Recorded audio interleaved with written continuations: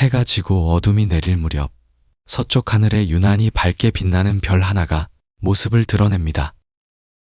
마치 하늘에 박힌 다이아몬드처럼 환하게 빛을 내뿜는 이 천체는 다른 모든 별들을 압도하는 존재감으로 우리의 시선을 사로잡죠. 이것이 바로 금성입니다. 태양계에서 두 번째로 태양에 가까운 이 행성은 지구에서 볼 수 있는 천체 중 태양과 달 다음으로 밝게 빛나는데 그 밝기는 실로 놀랍습니다. 가장 밝을 때 금성의 겉보기 등급은 -4.9에 달하는데요. 이는 밤하늘에서 가장 밝은 항성인 시리우스보다 무려 15배나 더 밝은 수준이에요. 이 압도적인 밝기 때문에 금성은 인류 역사를 통틀어 특별한 존재로 여겨져 왔습니다. 고대인들은 금성이 새벽에 동쪽 하늘에서 떠오를 때와 저녁에 서쪽 하늘로 질 때 서로 다른 별이라고 생각했어요. 그리스인들은 아침에 뜨는 금성을 포스포로스, 즉 빛을 가져오는 자라고 불렀고 저녁에 지는 금성을 헤스페로스, 즉 저녁의 별이라고 불렀습니다. 두 천체가 사실은 같은 행성이라는 사실을 깨달은 것은 기원전 6세기 무렵 피타고라스 학파의 철학자들에 의해서였죠. 이 발견은 당시로서는 혁명적인 깨달음이었습니다. 로마인들은 이 행성에 사랑과 아름다움의 여신 비너스의 이름을 붙였습니다. 하늘에서 가장 아름답게 빛나는 이 천체가 가장 아름다운 여신의 이름을 가져야 한다고 생각한 거예요. 이 명명은 우연이 아니었습니다. 금성의 부드럽고 은은한 빛은 실제로 다른 행성들과는 확연히 달랐거든요. 화성의 붉고 위협적인 빛이나 목성의 차갑고 장엄한 빛과 달리 금성은 마치 진주처럼 온화하고 매혹적인 광채를 뿜어냈습니다. 동양에서도 금성은 특별한 의미를 지녔습니다. 중국에서는 금성을 태백금성이라 불렀는데 여기서 태백은 크게 흰 것, 즉 가장 밝게 빛나는 존재를 의미합니다. 오행사상에 따라 금속을 상징하는 금에 배속되었고 서쪽을 관장하는 천체로 여겨졌죠. 한국의 고전 문학에서도 금성은 자주 등장하는데 조선시대 선비들은 금성이 유난히 밝게 빛나는 밤이면 시를 짓고 그 아름다움을 찬양했습니다. 샛별이라는 우리말 이름 자체가 이 행성의 독특한 매력을 담고 있어요. 새벽과 저녁 무렵 하늘을 밝히는 별이라는 뜻이니까요. 마야 문명에서 금성은 더욱 중요한 위치를 차지했습니다. 마야인들은 금성의 움직임을 정교하게 관측했고 584일을 주기로 반복되는 금성의 회합 주기를 정확히 계산해냈어요. 그들의 달력 체계에서 금성은 핵심적인 역할을 했고 전쟁을 시작하거나 중요한 의식을 거행하는 시기를 결정하는 기준이 되었습니다. 금성이 특정 위치에 있을 때는 불길한 징조로 여겨져 전쟁을 피했고 유리한 위치에 있을 때는 공격의 신호로 삼았죠. 이처럼 금성은 단순히 아름다운 천체가 아니라 문명의 운명을 좌우하는 신성한 존재였습니다. 아랍 천문학자들도 금성에 매료되었습니다. 그들은 금성을 주아라, 즉 빛나는 자라고 불렀고 정교한 관측을 통해 금성의 궤도와 주기를 연구했습니다. 중세 유럽이 암흑기에 빠져 있을 때 아랍 세계에서는 금성을 포함한 천체 관측이 꾸준히 이어졌고 이들의 연구 성과는 후에 유럽 천문학의 부흥에 중요한 밑거름이 되었어요. 17세기 초 갈릴레오 갈릴레이가 막 발명된 망원경을 하늘로 향했을 때 그가 가장 먼저 관심을 가진 천체 중 하나가 바로 금성이었습니다. 그리고 그는 놀라운 발견을 하게 됩니다. 금성이 달처럼 차고 이지러지는 상을 보인다는 사실이었죠. 이 발견은 천문학 역사에서 혁명적인 의미를 가졌습니다. 만약 금성이 지구를 중심으로 공전한다면 이런 위상 변화가 관측될 수 없거든요.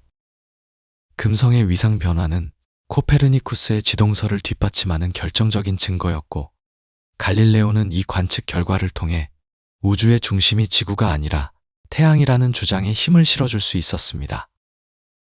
18세기와 19세기를 거치며 금성에 대한 관측은 더욱 정교해졌습니다. 천문학자들은 금성이 지구와 크기가 비슷하다는 것을 알아냈고 이는 금성을 지구의 쌍둥이 행성으로 부르게 만들었어요. 당시 사람들은 금성이 지구처럼 생명체가 살 수 있는 환경일 것이라고 상상했습니다. 두꺼운 구름으로 덮여 있는 금성의 표면은 무성한 열대우림이나 광활한 바다로 가득 차 있을 거라는 낭만적인 추측이 널리 퍼졌죠. SF 소설 작가들은 금성을 원시지구와 같은 세계로 묘사했고 공룡 같은 거대한 생명체가 살아가는 정글 행성으로 그려냈습니다.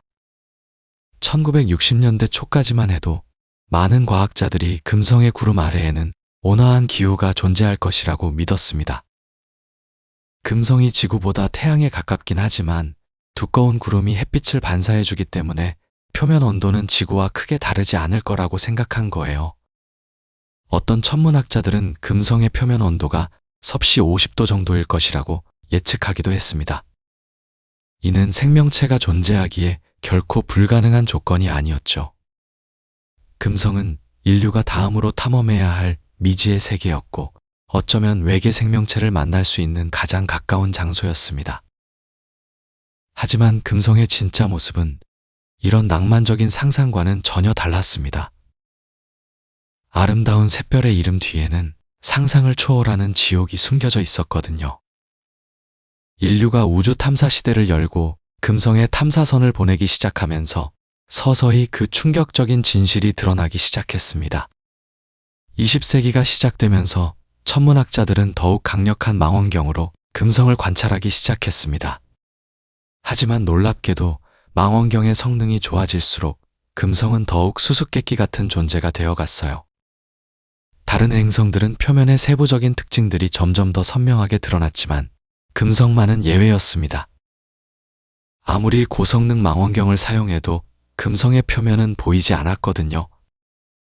오직 희뿌연 노란빛 구름만이 행성 전체를 뒤덮고 내얼었을 뿐이었습니다. 천문학자들은 이 두꺼운 구름층에 깊은 관심을 가지게 되었습니다. 구름이 이렇게 두껍다는 것은 금성에 매우 활발한 대기 순환이 일어나고 있다는 뜻이었어요. 일부 과학자들은 이것이 금성에 풍부한 수증기가 존재한다는 증거라고 생각했습니다. 지구의 구름도 물방울로 이루어져 있으니 금성의 구름 역시 수증기로 만들어졌을 거라는 추측이었죠. 이는 금성에 거대한 바다가 존재할 가능성을 더욱 높이는 것처럼 보였습니다. 1920년대와 1930년대를 거치면서 금성 관측 기술은 계속 발전했지만 역설적이게도 금성에 대한 이해는 오히려 혼란스러워졌습니다. 일부 천문학자들은 구름층 사이에서 희미한 무늬들을 관찰했다고 주장했어요. 어떤 이들은 이 무늬가 구름 아래 거대한 산맥이나 대륙의 윤곽이라고 믿었습니다. 하지만 다른 천문학자들은 같은 망원경으로 관측해도 그런 무늬를 볼 수 없다고 반박했죠. 금성의 구름은 너무나 두껍고 균일해서 그 아래에 무엇이 있는지 전혀 알 수 없었던 거예요. 특히 흥미로웠던 것은 금성의 자전 속도에 대한 논쟁이었습니다. 지구는 24시간에 한 바퀴씩 자전하면서 낮과 밤을 만들어내죠. 천문학자들은 금성의 표면 특징을 관찰해서 자전 속도를 측정하려 했지만 표면이 보이지 않으니 이건 역시 불가능했습니다. 어떤 과학자들은 금성이 지구처럼 빠르게 자전할 거라고 추측했고 또 다른 이들은 금성의 자전이 매우 느릴 거라고 예상했어요. 심지어 금성이 전혀 자전하지 않고 항상 같은 면만 태양을 향하고 있을 거라는 주장도 나왔습니다. 1950년대에 들어서면서 천문학자들은 새로운 관측 방법을 시도하기 시작했습니다. 가시광선 망원경으로는 구름층을 뚫을 수 없다는 것을 깨달았기 때문이에요. 그래서 자외선과 적외선 같은 다른 파장의 빛으로 금성을 관찰했습니다. 자외선으로 관측하자 금성의 구름층에서 흥미로운 무늬들이 나타났어요. V자 모양이나 소용돌이 같은 패턴들이 구름 표면에서 빠르게 움직이고 있었죠. 이는 금성의 대기가 매우 격렬하게 순환하고 있다는 증거였습니다. 하지만 이런 관측 결과들은 새로운 의문을 불러일으켰습니다. 금성의 구름이 이렇게 빠르게 움직인다면 구름 아래 표면의 날씨는 어떨까요? 지구에서는 구름의 움직임이 바람과 기압의 변화를 의미합니다. 금성에서도 비슷한 현상이 일어난다면 표면에는 엄청난 폭풍이 몰아치고 있을지도 모른다는 추측이 나왔어요. 어떤 과학자들은 금성의 표면이 끊임없는 폭풍으로 뒤덮여 있을 거라고 상상했습니다. 상상된 적 풍성된했습니다. 더는 거시고막 근육에도 담성과 성층호 디성 덤성 금성의 온도를 측정하려는 시도도 계속되었습니다. 1950년대 초반 천문학자들은 금성에서 방출되는 열복사를 측정하기 시작했어요. 놀랍게도 측정 결과는 예상보다 훨씬 높은 온도를 가리켰습니다. 일부 측정값은 섭씨 수백 도에 이르렀죠. 하지만 많은 과학자들은 이 결과를 믿지 않았습니다. 그들은 측정된 온도가 구름 상층부의 온도일 뿐이고 구름 아래 표면은 훨씬 시원할 거라고 생각했어요. 두꺼운 구름이 태양열을 차단해 주니까 표면은 적당한 온도를 유지할 거라는 논리였죠. 이런 관측의 한계 때문에 금성에 대한 추측은 점점 더 다양해졌습니다. 한쪽에서는 금성이 따뜻하고 습한 열대 기후를 가진 행성이라고 주장했고, 다른 쪽에서는 금성이 끊임없는 비가 내리는 물의 세계라고 믿었어요. SF 작가들은 이런 불확실성을 마음껏 활용했습니다. 금성은 거대한 공룡들이 배회하는 정글, 원시 바다를 항해하는 해양 생명체들, 또는 구름 속에 떠다니는 공중도시 같은 상상의 무대가 되었죠. 1960년대 초반까지도 금성의 진짜 모습은 여전히 베일에 쌓여 있었습니다. 망원경으로 아무리 들여다봐도 그 두꺼운 구름층은 결코 비밀을 드러내지 않았어요.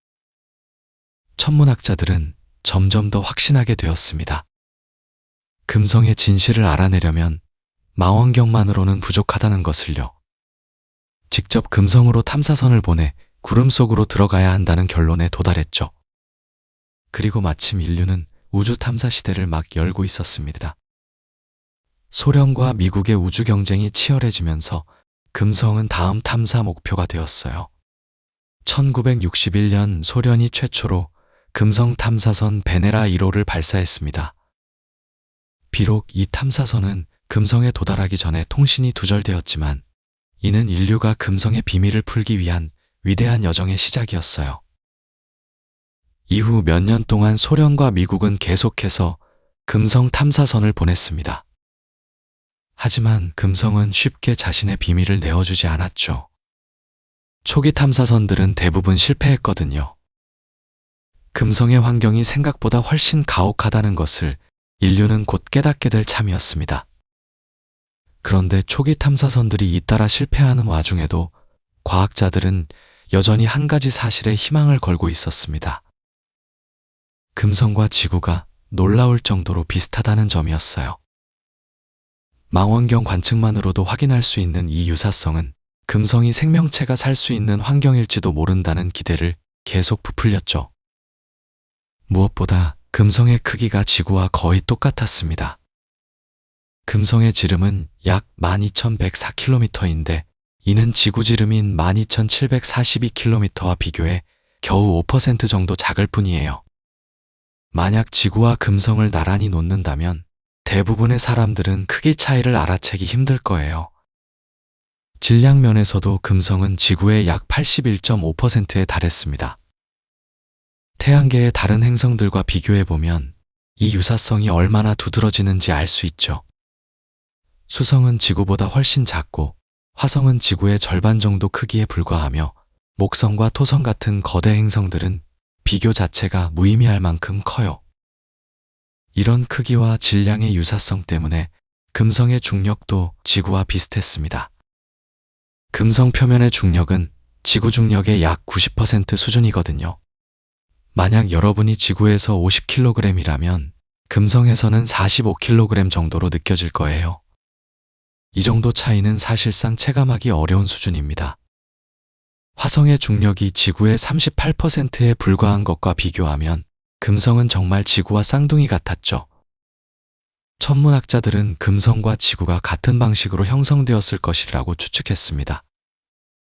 약 46억 년 전 태양계가 막 탄생할 무렵 태양 주변을 돌던 먼지와 가스 구름이 뭉쳐지면서 행성들이 만들어졌어요.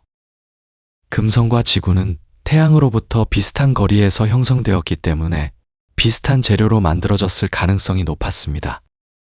두 행성 모두 암석과 금속으로 이루어진 지구형 행성이었거든요.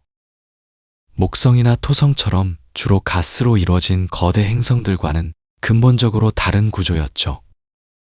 실제로 금성과 지구는 내부 구조도 비슷할 것으로 예측되었습니다. 지구가 철과 니켈로 이루어진 핵을 갖고 있듯이 금성도 비슷한 금속 핵을 가지고 있을 거예요. 그 위를 멘틀이라 불리는 뜨거운 암석층이 둘러싸고 가장 바깥쪽에는 단단한 지각이 있는 구조 말이죠. 크기와 질량이 비슷하다는 것은 내부 온도와 압력도 비슷하다는 의미였습니다. 그렇다면 금성도 지구처럼 지질학적으로 활동적일 수 있었어요. 화산이 폭발하고 지진이 일어나며 대륙이 움직이는 역동적인 세계일지도 모른다고 생각했죠. 무엇보다 금성이 두꺼운 대기를 가지고 있다는 사실은 긍정적인 신호로 받아들여졌습니다. 대기가 있다는 것은 행성 표면에 액체 상태의 물이 존재할 가능성을 높여주니까요. 지구의 대기는 생명체에게 필수적인 산소를 제공할 뿐만 아니라 온실 효과를 통해 지표 온도를 생명체가 살기에 적당한 수준으로 유지해 줍니다. 만약 지구에 대기가 없었다면 지표 온도는 영하로 떨어져 물은 얼어붙고 생명체는 존재할 수 없었을 거예요. 금성의 구름층이 관측된 것도 물의 존재를 암시하는 것처럼 보였습니다. 구름은 보통 수증기가 응결되어 만들어지니까요. 1950년대와 60년대 초반의 과학자들은 이런 유사점들을 근거로 금성을 지구의 쌍둥이 행성이라고 부르기 시작했습니다. 대중과학 잡지들은 금성이 지구의 과거나 미래 모습을 보여줄 수 있다고 흥분했어요. 어떤 이들은 금성이 지구보다 젊은 행성이어서 아직 공룡시대 같은 원시적인 생명체 단계에 머물러 있을 거라고 상상했습니다. 반대로 어떤 이들은 금성이 지구보다 나이가 많아서 이미 고도로 진화한 문명이 존재할지도 모른다고 추측했죠. 금성이 태양에 더 가깝다는 사실조차 처음에는 큰 문제로 여겨지지 않았습니다.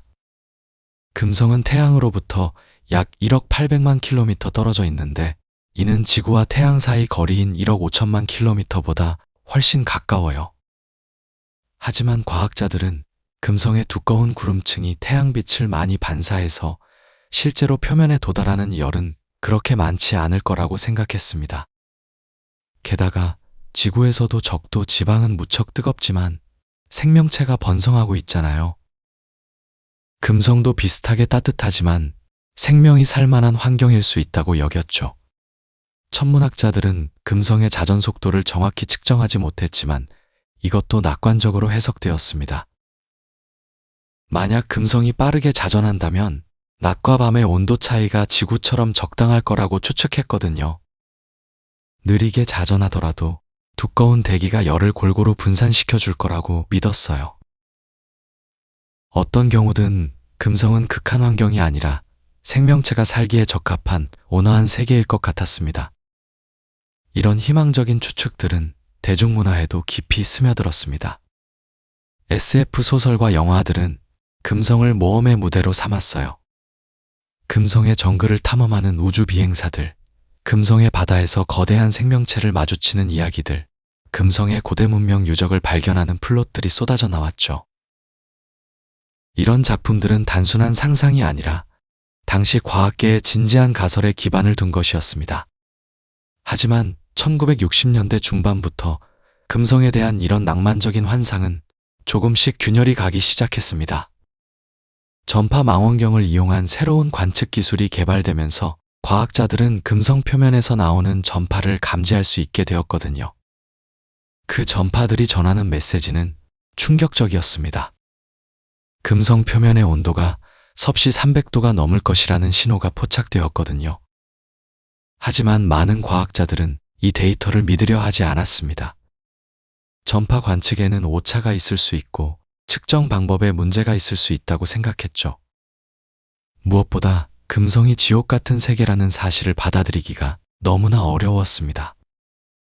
수십 년 동안 쌓아온 희망과 기대가 한순간에 무너진다는 건 상상하기 힘든 일이었어요.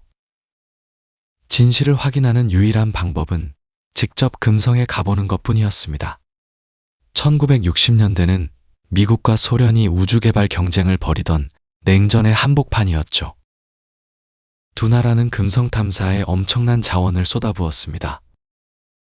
소련은 베네라 계획이라는 야심찬 프로젝트를 시작했어요.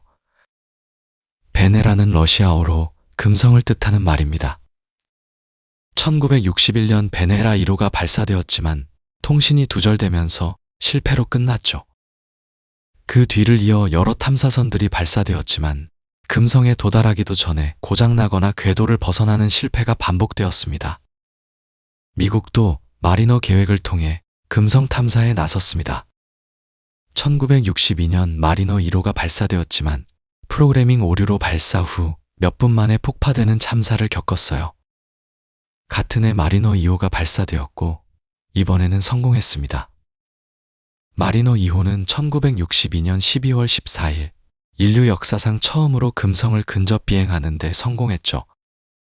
탐사선은 금성 표면으로부터 약 35,000km 떨어진 곳을 지나가면서 귀중한 데이터를 지구로 전송했습니다. 마리너 2호가 보내온 데이터는 과학자들을 경악하게 만들었습니다. 금성 표면의 온도가 섭씨 430도에 달한다는 사실이 확인되었거든요. 이건 납을 녹일 수 있을 만큼 뜨거운 온도예요. 게다가 금성의 대기압이 지구의 수십 배에 달한다는 것도 밝혀졌습니다. 금성의 자전 속도도 측정되었는데 놀랍게도 금성은 243일에 한 바퀴를 자전한다는 사실이 드러났어요. 금성이 태양을 한 바퀴 도는데 걸리는 시간이 225일인데 자전 주기가 공전 주기보다 더 길다는 건 정말 기묘한 일이었습니다. 게다가 금성은 다른 행성들과 반대 방향으로 자전하고 있었어요. 금성에서는 태양이 서쪽에서 떠서 동쪽으로 진다는 뜻이죠. 하지만 이건 시작에 불과했습니다. 소련은 계속해서 베네라 탐사선을 금성으로 보냈습니다. 1965년 베네라 3호는 금성 표면에 충돌하면서 인류가 만든 최초의 물체가 다른 행성 표면에 도달하는 역사를 만들었어요. 비록 충돌 전에 통신이 끊겨서 데이터를 받지는 못했지만요. 1967년 베네라 4호는 금성 대기권에 진입하면서 대기 성분을 분석했습니다. 금성 대기의 96%가 이산화탄소로 이루어져 있다는 충격적인 사실이 밝혀졌죠. 지구 대기에서 이산화탄소는 0.04%에 불과한데 말이에요. 베네라 4호가 보내온 데이터를 분석하던 과학자들은 또 다른 놀라운 사실을 발견했습니다. 금성의 대기압이 지구보다 90배나 높다는 거예요.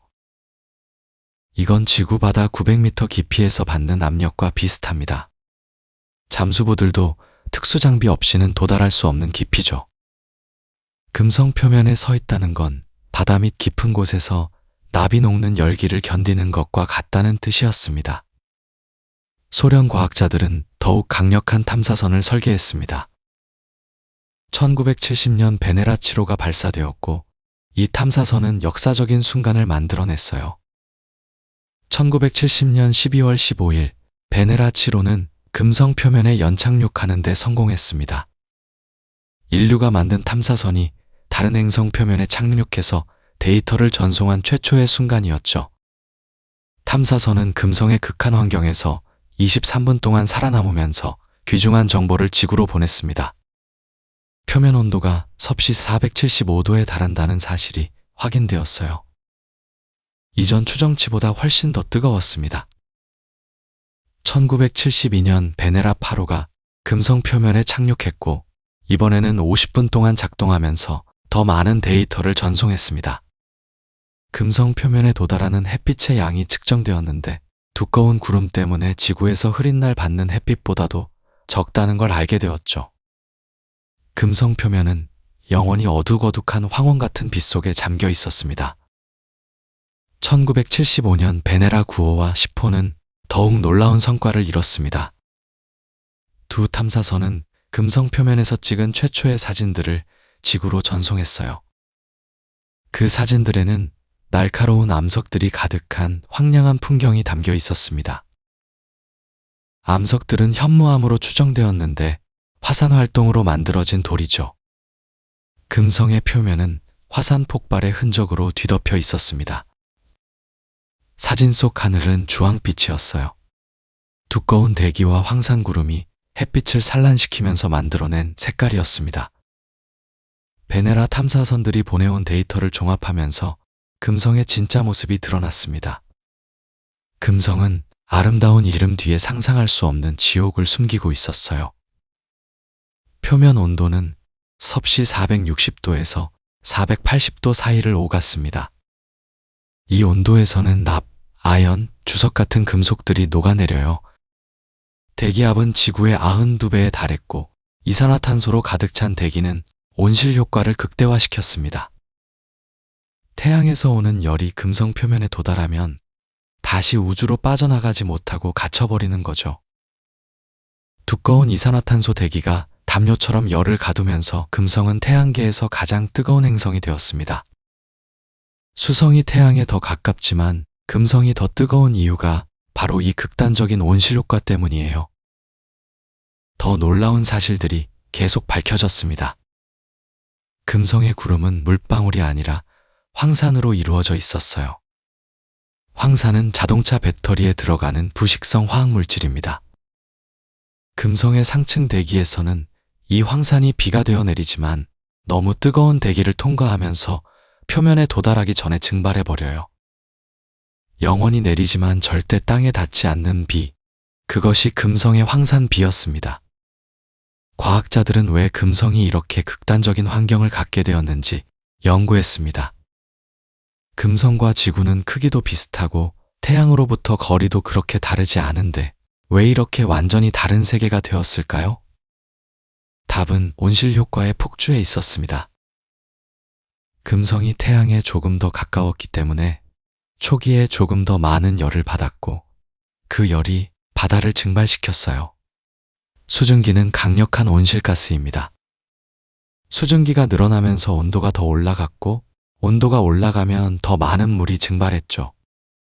이 악순환이 계속되면서 결국 모든 바다가 증발해버렸습니다. 물이 사라지자 암석 속에 갇혀있던 이산화탄소가 대기로 방출되었고 이산화탄소가 늘어나면서 온실 효과는 더욱 강해졌어요. 결국 금성은 되돌릴 수 없는 지점을 넘어서 오늘날의 지옥 같은 세계가 되었습니다. 이런 발견들은 단순히 금성에 대한 호기심을 넘어서는 의미를 가졌습니다. 지구도 온실가스가 계속 증가하면 언젠가 금성처럼 될 수 있다는 경고였거든요. 물론 지구가 당장 금성처럼 되지는 않을 겁니다. 하지만 금성의 역사는 행성의 기후가 얼마나 극단적으로 변할 수 있는지 보여주는 실제 사례였습니다. 금성의 대기를 분석하면서 과학자들은 놀라운 사실을 발견했습니다. 금성 대기의 96%가 이산화탄소로 이루어져 있었던 거예요. 지구 대기에서 이산화탄소는 0.04%에 불과합니다.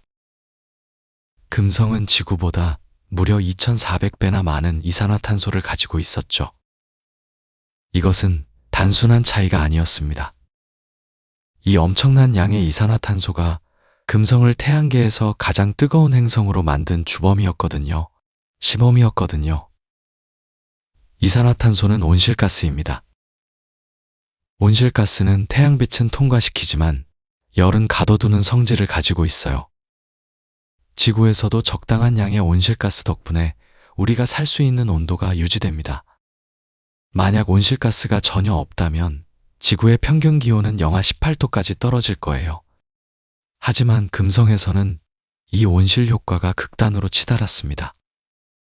96%나 되는 이산화탄소가 만들어낸 온실 효과는 상상을 초월했죠. 태양에서 금성까지 도달하는 빛의 일부는 구름에 반사되어 우주로 되돌아갑니다. 하지만 표면까지 도달한 빛은 땅을 데우고 데워진 땅은 적외선 형태로 열을 방출하려고 해요. 지구에서는 이 적외선의 상당 부분이 우주로 빠져나가면서 온도 균형이 유지됩니다. 그런데 금성에서는 이 적외선이 빠져나갈 수가 없어요. 두꺼운 이산화탄소 대기가 적외선을 완벽하게 가둬버리거든요. 열이 들어오기만 하고 나가지 못하는 거죠.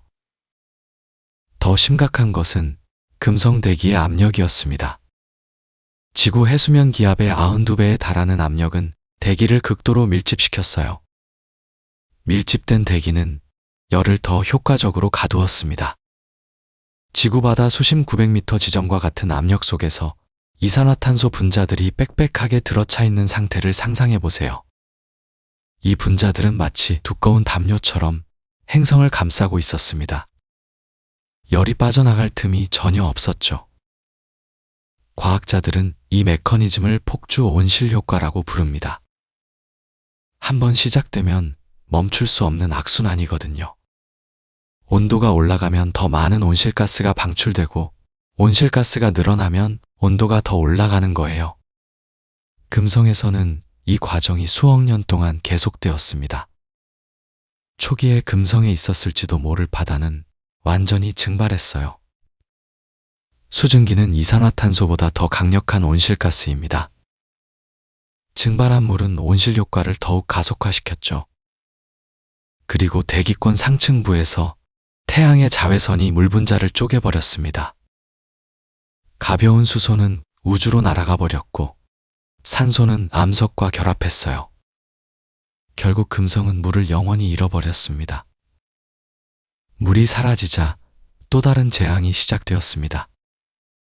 지구에서는 이산화탄소의 상당 부분이 바다에 녹아있거나 석회암 같은 암석 속에 갇혀 있어요. 바다와 암석이 이산화탄소를 저장하는 거대한 저장고 역할을 하는 거죠. 하지만 금성에서는 바다가 사라지면서 이 저장 시스템이 붕괴되었습니다.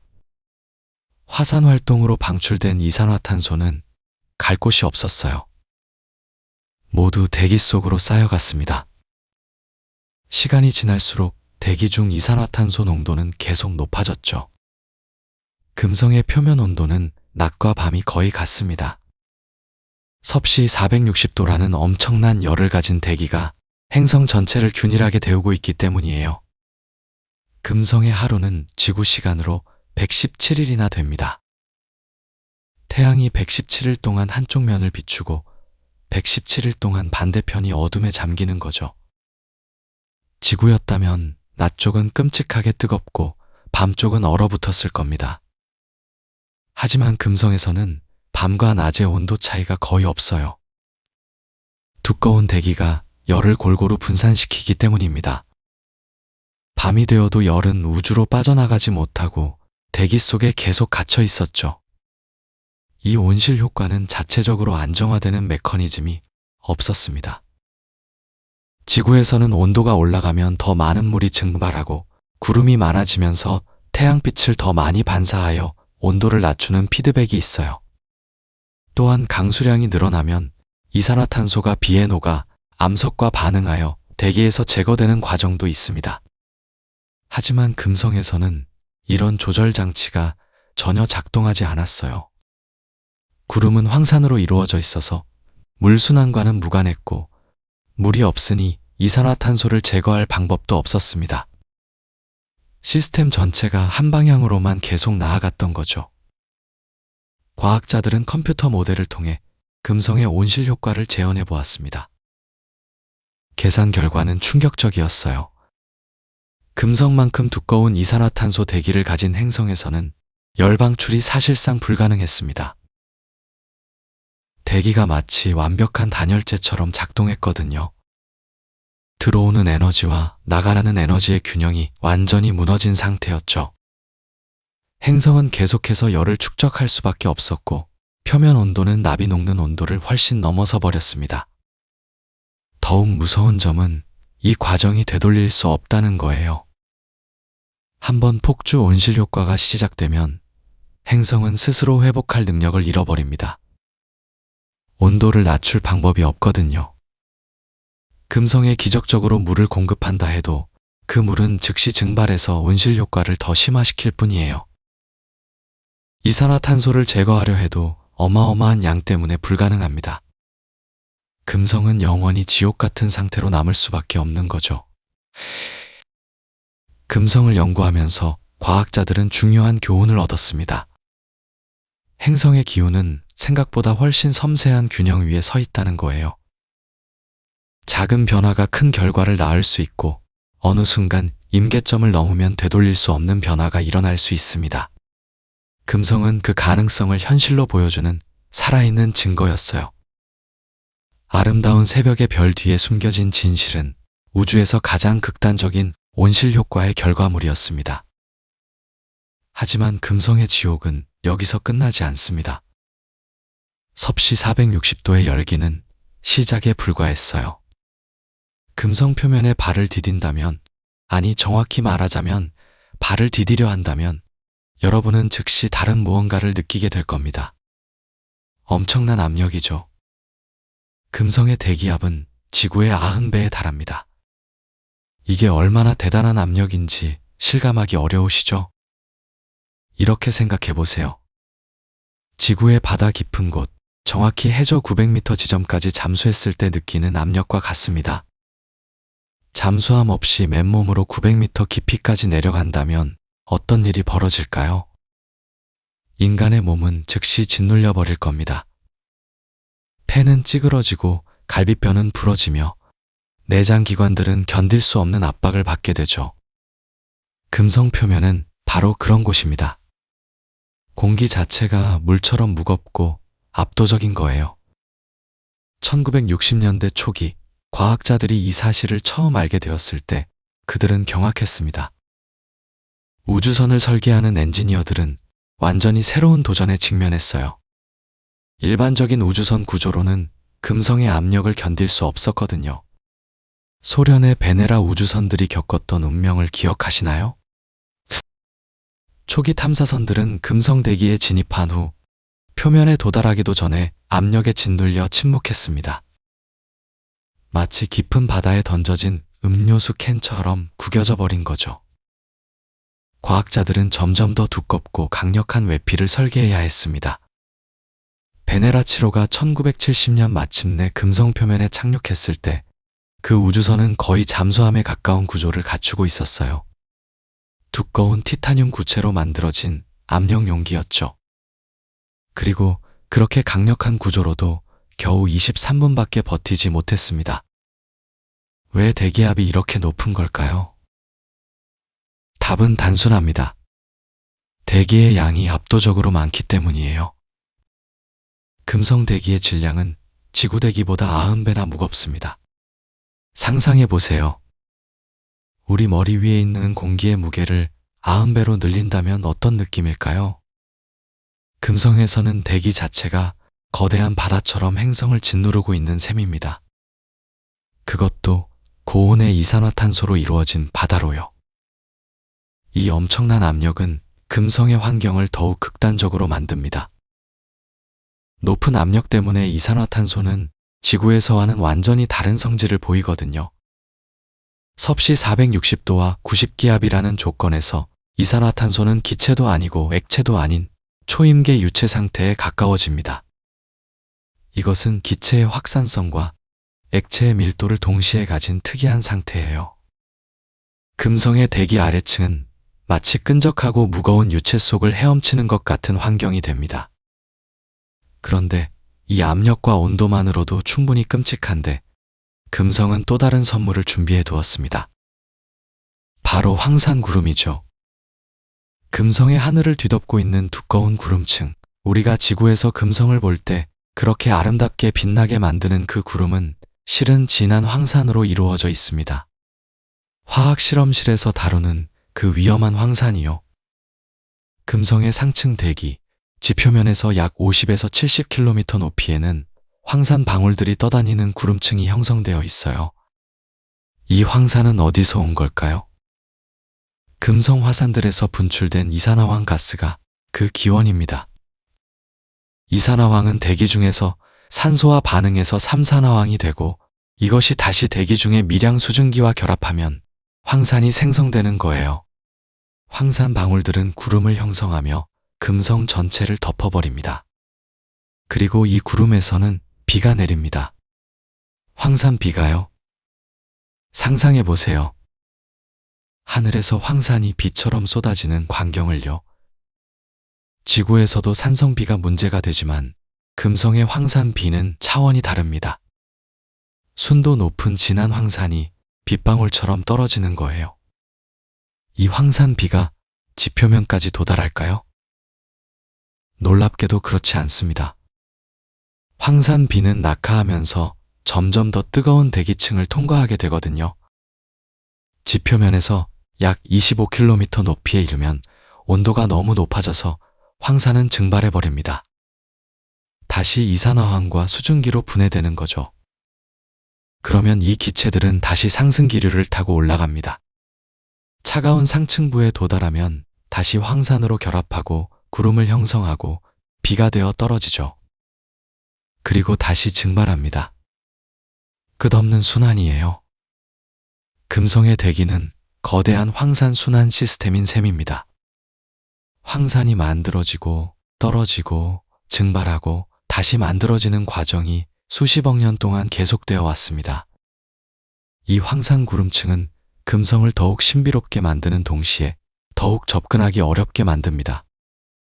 구름은 너무 두꺼워서 가시광선이 거의 통과하지 못해요. 금성 표면은 영원한 황혼 속에 잠겨 있습니다. 해가 뜨고 지는 것을 볼 수 없죠. 그저 희미하고 흐릿한 빛만이 구름을 통과해서 지표면에 도달할 뿐입니다. 금성에서 정오라 해도 지구의 흐린 날 저녁 정도의 밝기밖에 되지 않아요. 하지만 황산구름의 진짜 위협은 부식성입니다. 황산은 거의 모든 물질을 녹여버릴 수 있는 강력한 부식제거든요. 금속은 물론이고 많은 종류의 플라스틱과 고무도 황산에 견디지 못합니다. 베네라 탐사선들이 금성 대기를 통과할 때 황산 구름층을 지나가면서 외부 장비들이 심하게 부식되었어요. 과학자들은 특수 코팅을 개발해야 했고 황산의 강한 재료들을 선별해서 사용해야 했습니다. 금성 표면에서는 황산비가 직접 내리지 않지만 대기 중에는 여전히 황산 증기와 이산화황 가스가 가득합니다. 이것들도 부식성을 띠고 있어요. 시간이 지나면서 금성 표면의 암석들도 이런 화학 물질들과 반응하며 변화했습니다. 지구의 암석과는 다른 독특한 풍화 패턴을 보이는 이유죠. 금성의 표면은 화학적으로도 극도로 공격적인 환경인 겁니다. 과학자들이 금성의 황산 구름을 처음 발견했을 때 그들은 또 한 번 충격을 받았습니다. 금성이 단순히 뜨거운 것만이 아니라 화학적으로도 위험한 세계라는 사실이 밝혀진 거예요. 이것은 탐사를 더욱 어렵게 만들었습니다. 우주선은 이제 열과 압력뿐만 아니라 부식에도 견뎌야 했거든요. 세 가지 극단적인 조건을 동시에 견뎌야 하는 탐사선을 만드는 것은 엄청난 도전이었어요. 그럼에도 불구하고 소련과 미국의 과학자들은 포기하지 않았습니다. 1970년대와 80년대에 걸쳐 여러 탐사선들이 금성으로 향했고 짧은 시간이나마 이 극한 환경에서 살아남으며 귀중한 데이터를 보내왔죠. 베네라 13호와 14호는 1982년 금성 표면에서 컬러 사진까지 촬영하는 데 성공했습니다. 그 사진들에는 납작한 암석들과 주황빛 하늘이 담겨 있었어요. 마치 다른 차원의 세계 같았죠. 금성의 90기압 환경은 또 다른 흥미로운 현상을 만들어냅니다. 소리의 전달 속도가 달라지는 거예요. 지구에서 소리는 초속 약 340m로 이동하지만 금성의 두꺼운 이산화탄소 대기에서는 더 빠르게 전달됩니다. 만약 금성에서 누군가 말을 한다면 그 소리는 지구에서보다 빠르게 전달될 거예요. 물론 그곳에서 말을 할 수 있는 존재는 없지만요. 또한 바람의 움직임도 특이합니다. 표면 근처에서는 대기가 너무 밀도가 높아서 바람이 천천히 불어도 엄청난 힘을 발휘하거든요. 금성의 압력과 황산 환경은 이 행성을 태양계에서 가장 접근하기 어려운 곳으로 만들었습니다. 화성 탐사선들이 수년씩 활동하는 것과 달리 금성 탐사선들은 기껏해야 몇 시간 정도만 버틸 수 있었어요. 이것은 금성 연구를 크게 제한했습니다. 우리가 금성에 대해 아직도 모르는 것이 많은 이유 중 하나죠. 최신 기술로도 금성의 극한 환경을 오래 견디기는 어렵습니다. 하지만 이 모든 극단적인 조건들은 과학자들에게 중요한 질문을 던집니다. 금성은 언제나 이렇게 지옥 같은 곳이었을까요? 아니면 과거에는 달랐을까요? 그리고 무엇보다 금성에서 일어난 변화가 다른 행성에서도 일어날 수 있을까요? 이 질문들의 답을 찾는 과정에서 과학자들은 놀라운 발견들을 하게 됩니다. 금성이 품고 있는 비밀은 표면의 지옥 같은 환경만이 아닙니다. 이 행성은 태양계에서 가장 기묘한 운동 방식을 가지고 있거든요. 금성은 자전 속도가 너무나 느려서 이 행성에서 하루를 경험하려면 지구 시간으로 거의 243일을 기다려야 합니다. 243일이면 지구에서는 8개월이 훌쩍 지나가는 시간이에요. 그런데 더 놀라운 사실이 있습니다. 금성이 태양 주위를 한 바퀴 도는데 걸리는 시간, 즉 금성의 1년은 약 225일입니다. 계산해보면 이상한 결과가 나오죠. 금성에서는 하루가 1년보다 긴 겁니다. 이것이 어떤 의미인지 상상해보세요. 지구에서 우리는 24시간마다 낮과 밤을 경험합니다. 아침에 해가 뜨고 저녁에 해가 지죠. 하지만 금성에 선다면 해가 뜨는 것을 보고 다음 일몰을 보기까지 무려 117일 동안 낮이 계속됩니다. 그리고 또다시 117일 동안의 밤이 이어지는 거예요. 금성의 하루는 지구의 계절보다도 긴 셈입니다. 봄이 시작되어 여름 중반까지 가는 동안 금성에서는 아직 태양이 천천히 하늘을 가로지르고 있을 겁니다. 하지만 금성의 자전이 특이한 이유는 단지 속도만이 아닙니다. 금성은 태양계의 다른 대부분 행성들과 반대 방향으로 회전하거든요.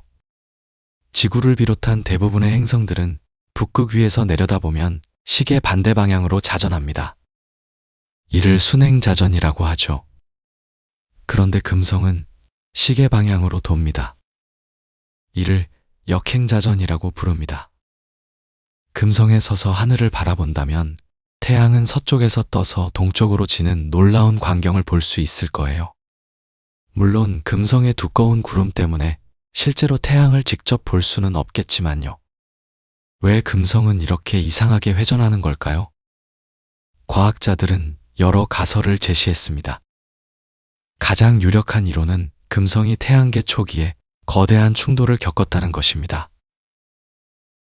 행성이 형성되던 시기에는 태양계가 지금보다 훨씬 혼란스러웠어요. 수많은 원시 행성들과 소행성들이 서로 충돌하며 합쳐지던 시기였죠. 금성도 그런 격렬한 충돌을 겪었을 가능성이 큽니다. 아마도 화성 정도 크기의 거대한 천체가 금성과 충돌하면서 금성의 자전축을 완전히 뒤집어 놓았을 거예요.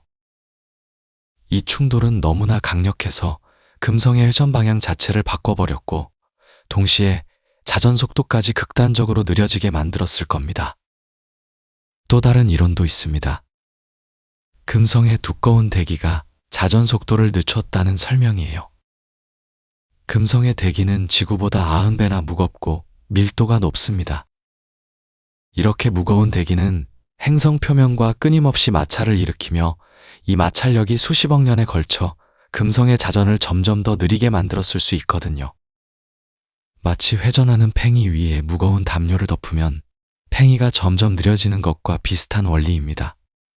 실제로 금성의 상층 대기는 행성 표면보다 훨씬 빠르게 회전하는데 이를 슈퍼로테이션이라고 부릅니다. 금성의 구름층은 4일마다 행성을 한 바퀴 돌아요. 표면이 한 바퀴 도는데 243일이 걸리는데 대기는 60배나 빠른 속도로 회전하는 셈이죠. 금성의 느린 자전은 이 행성의 자기장에도 영향을 미쳤습니다. 지구는 빠른 자전과 액체철로 이루어진 외핵 덕분에 강력한 자기장을 만들어냅니다. 이 자기장은 태양풍으로부터 우리를 보호해주는 보이지 않는 방패예요. 하지만 금성은 자전이 너무 느려서 이런 자기장을 만들어내지 못합니다. 금성에도 철로 이루어진 핵이 있지만 느린 자전 때문에 다이나모 효과가 작동하지 않는 거죠. 결과적으로 금성은 자기장이 거의 없는 상태로 태양풍에 직접 노출되어 있습니다. 이것은 금성의 대기 진화에도 큰 영향을 미쳤을 거예요. 금성의 이상한 자전은 또 다른 흥미로운 결과를 낳습니다.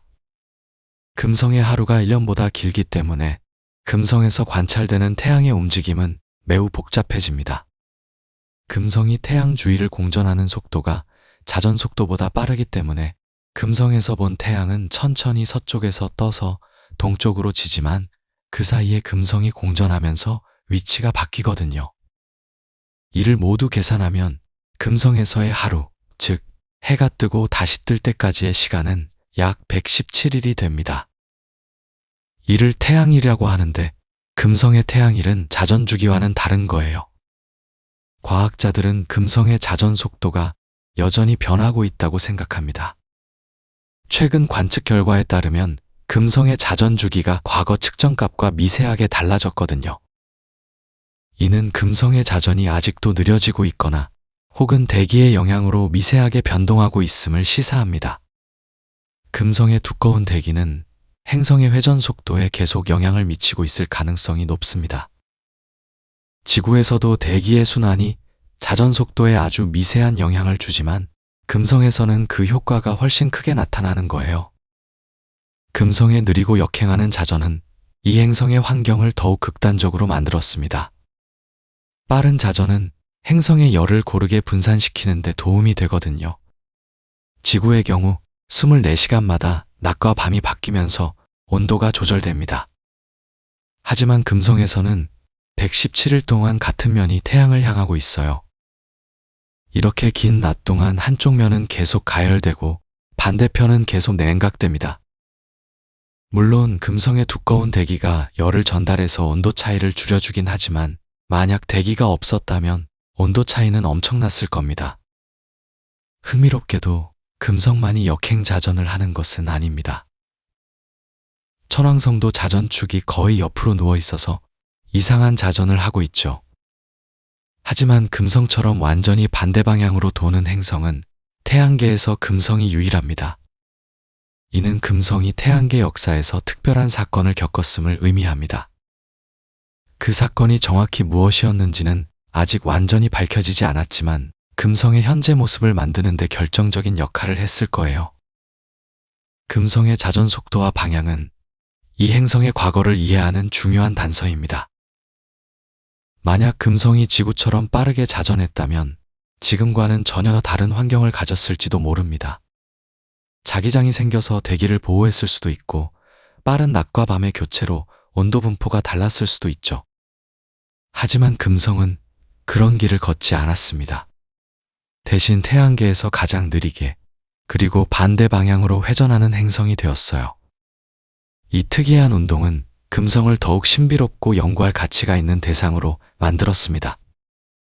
그리고 이 느린 회전 뒤에는 금성이 겪은 격렬한 과거의 흔적이 숨어 있을 겁니다. 금성의 느린 자전 뒤에 숨겨진 격렬한 과거를 이해하려면 우리는 이제 금성의 표면 그 자체를 들여다봐야 합니다. 두꺼운 구름 아래 숨겨진 금성의 땅은 마치 시간이 멈춘 듯한 그러면서도 과거의 격변을 고스란히 간직한 풍경을 보여주거든요. 1990년대 초 마젤란 탐사선이 레이더로 금성 표면을 스캔했을 때 과학자들은 놀라운 광경을 목격했습니다. 금성의 표면 전체가 화산 활동의 흔적으로 뒤덮여 있었던 거예요. 약 80% 이상이 현무암질 용암으로 이루어진 평원이었고 수천 개의 화산과 용암돔이 곳곳에 솟아 있었습니다. 금성에는 지구와는 전혀 다른 종류의 화산 지형들이 존재합니다. 지구에서 볼 수 있는 원뿔 모양의 화산도 있지만 금성만의 독특한 구조들도 많아요. 예를 들어 팬케이크 돔이라고 불리는 납작하고 둥근 화산들이 있습니다. 이 돔들은 지름이 수십 킬로미터에 달하면서도 높이는 비교적 낮아서 마치 거대한 팬케이크를 엎어놓은 것처럼 보이죠. 이런 구조는 점성이 높은 용암이 천천히 흘러나와 넓게 퍼지면서 만들어진 겁니다. 금성의 높은 온도와 압력 때문에 용암의 성질이 지구와 달랐을 거예요. 또한 금성에는 아라크노이드라고 불리는 거미줄 같은 구조도 있습니다. 중심에서 방사형으로 뻗어나간 균열들이 마치 거대한 거미줄처럼 보이는 이 지형은 지하에서 마그마가 상승하면서 지각을 들어올렸다가 다시 가라앉으면서 만들어진 것으로 추정됩니다. 이런 구조는 지구에서는 찾아볼 수 없는 금성만의 특징이에요. 금성의 지질 활동이 지구와는 완전히 다른 방식으로 일어났다는 증거이기도 하죠. 금성 표면에서 가장 인상적인 것은 엄청난 규모의 용암 평원입니다. 어떤 평원은 수천 킬로미터에 걸쳐 펼쳐져 있는데 이는 과거 어느 시점에 엄청난 양의 용암이 금성 표면을 뒤덮었다는 것을 의미합니다. 마치 금성 전체가 용광로 속에 들어갔다가 다시 굳어진 것처럼 보일 정도예요. 과학자들은 이 용암 평원들의 나이를 분석해 봤는데 놀랍게도 대부분이 비슷한 시기에 형성되었다는 걸 발견했습니다. 약 5억 년에서 7억 년 전 사이에 금성 표면 전체가 거대한 화산 활동으로 다시 만들어진 거예요. 이것이 의미하는 바는 충격적입니다. 금성은 과거 어느 시점에 행성 전체 규모의 화산 재포장 사건을 겪었다는 겁니다. 지구에서는 상상하기 힘든 일이죠. 지구의 지각은 판 구조론에 따라 조금씩 계속 갱신되지만 금성은 한 번에 거의 모든 표면이 새로운 용암으로 뒤덮인 겁니다. 이 사건 이전에 있었던 모든 지형, 모든 운석 충돌의 흔적은 용암 아래 묻혀버렸어요. 금성의 표면은 말하자면 5억 년 전에 다시 태어난 셈입니다. 그런데 왜 금성에서는 이런 일이 일어났을까요? 그 답은 금성의 판 구조론이 없다는 사실과 관련이 있습니다. 지구는 지각이 여러 개의 판으로 나뉘어 있고 이 판들이 움직이면서 열을 방출하죠. 지각판이 섭입대에서 멘틀 속으로 가라앉으면서 지구 내부의 열이 조금씩 빠져나갑니다. 화산 활동도 주로 판의 경계에서 일어나고요. 이런 시스템 덕분에 지구는 내부 열을 효율적으로 관리할 수 있습니다. 하지만 금성은 판 구조론이 없어요. 금성의 지각은 하나의 단단한 껍질처럼 행성 전체를 덮고 있습니다. 이렇게 되면 내부의 열이 빠져나갈 통로가 제한되는 거죠. 멘틀에서 발생한 열은 계속 쌓이고 압력은 점점 높아집니다. 마치 뚜껑을 꼭 닫은 압력소처럼요. 그러다가 어느 순간 임계점에 도달하면 지각 전체가 약해지면서 동시다발적인 화산 폭발이 일어납니다. 수억 년 동안 쌓였던 열이 한꺼번에 방출되면서 행성 표면 전체가 용암으로 뒤덮이는 거예요. 이런 현상을 대격변적 재포장이라고 부릅니다. 금성은 판 구조론이 없기 때문에 조금씩 열을 방출하는 대신 주기적으로 대규모 화산 활동을 통해 한꺼번에 열을 분출하는 방식을 택한 겁니다. 현재 금성 표면의 나이가 대부분 비슷한 것도 이 때문이에요. 마지막 대격변 이후 금성은 비교적 조용한 시기를 보내고 있는 것으로 보입니다. 물론 조용하다는 것은 상대적인 표현이고 금성에서는 여전히 화산 활동이 일어날 수 있습니다.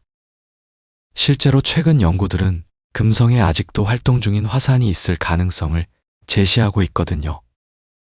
금성의 판 구조론이 없는 이유는 무엇일까요? 이건 역시 물의 부재와 관련이 있을 수 있습니다. 지구에서 판 구조론이 작동하려면 물이 필요해요. 물은 암석의 녹는 점을 낮춰서 멘틀의 대류를 돕고 섭입대에서 지각이 멘틀 속으로 가라앉을 때 윤활유 역할을 합니다. 금성에는 물이 거의 없기 때문에 지각이 너무 단단하고 건조해서 판으로 쪼개지거나 움직이기 어려운 거죠. 대신 금성의 지각은 하나의 딱딱한 껍질로 남아있다가 내부 압력을 더 이상 견디지 못할 때 한꺼번에 붕괴하는 방식을 반복합니다. 금성의 화산 활동을 연구하는 것은 단순히 다른 행성의 지질학을 이해하는 것 이상의 의미가 있습니다. 이는 행성이 어떻게 진화하는지, 그리고 어떤 조건에서 지구와 같은 판구조론이 발달하는지를 이해하는 데 중요한 단서를 제공하거든요. 금성은 지구와 비슷한 크기와 구성을 가졌지만 완전히 다른 지질학적 경로를 걸었습니다. 이 차이를 만든 결정적인 요인들, 물의 존재, 대기의 구성, 자전 속도 등은 모두 서로 연결되어 있어요. 금성 표면을 뒤덮은 화산 지형들은 이 행성이 얼마나 역동적이고 격렬한 과거를 겪었는지를 보여줍니다. 두꺼운 구름 아래 숨겨진 이 풍경은 섭씨 460도의 열기 속에서 천천히 변화하고 있어요. 언젠가 다시 금성의 내부에 쌓인 열이 임계점에 도달하면 또 다른 대격변적 재포장이 일어날 수도 있습니다. 그때가 되면 현재의 모든 지형이 다시 용암 아래 묻히고 금성은 새로운 얼굴을 갖게 될 거예요. 이런 주기가 금성의 역사에서 몇 번이나 반복되었는지는 아직 알 수 없습니다. 하지만 분명한 것은 금성이 태양계에서 가장 극적이고 폭력적인 지질학적 역사를 가진 행성 중 하나라는 사실입니다. 그렇다면 여기서 가장 근본적인 질문을 던져야 합니다. 금성은 왜 이토록 극단적인 지옥이 되었을까요? 왜 지구와 비슷한 크기와 질량을 가진 쌍둥이 행성이 완전히 다른 운명을 맞이했을까요? 이 질문의 답은 단순히 하나의 요인으로 설명할 수 없습니다. 금성의 현재 모습은 여러 조건들이 복잡하게 얽혀서 만들어낸 결과물이거든요. 하지만 그 모든 요인들 중에서 가장 결정적인 것을 꼽는다면 그것은 바로 태양과의 거리였습니다.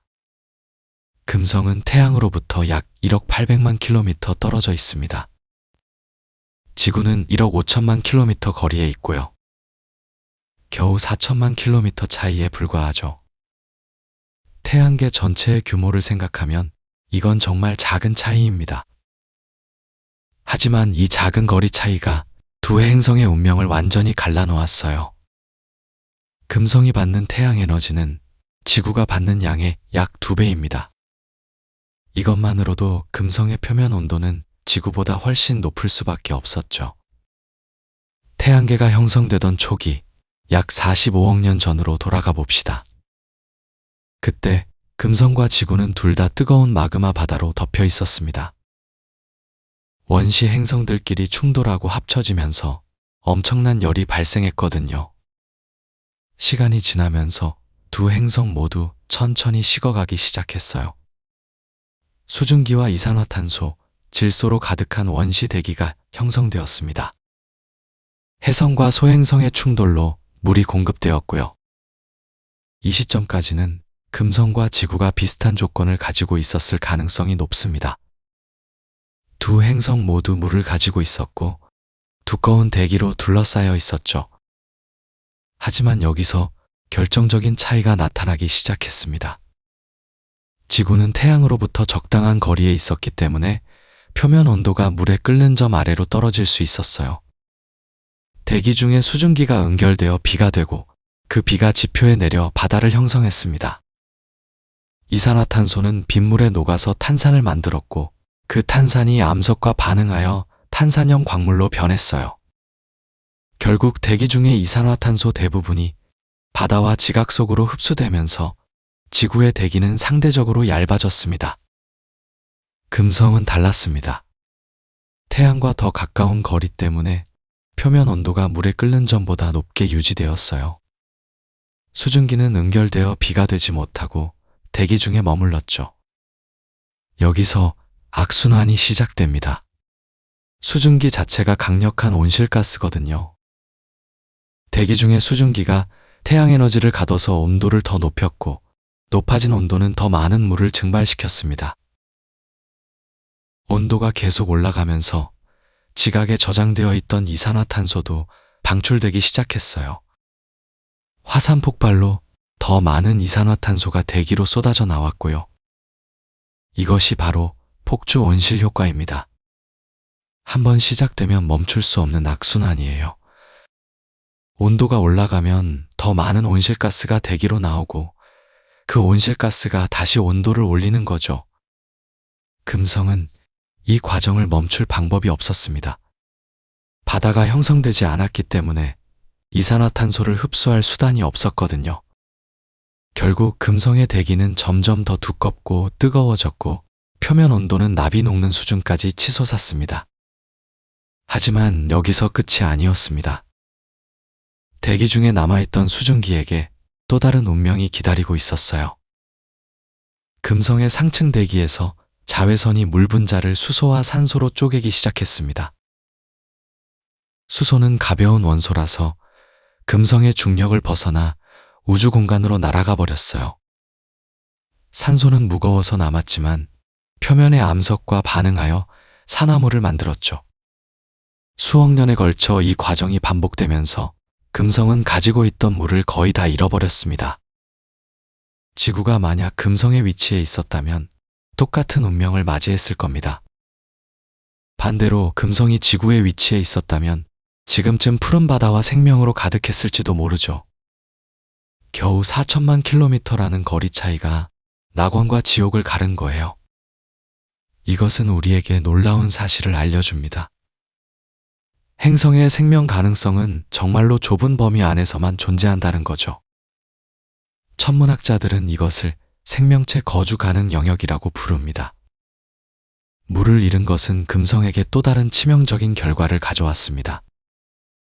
물이 없으면 판 구조론이 작동할 수 없다는 것은 이미 언급했죠.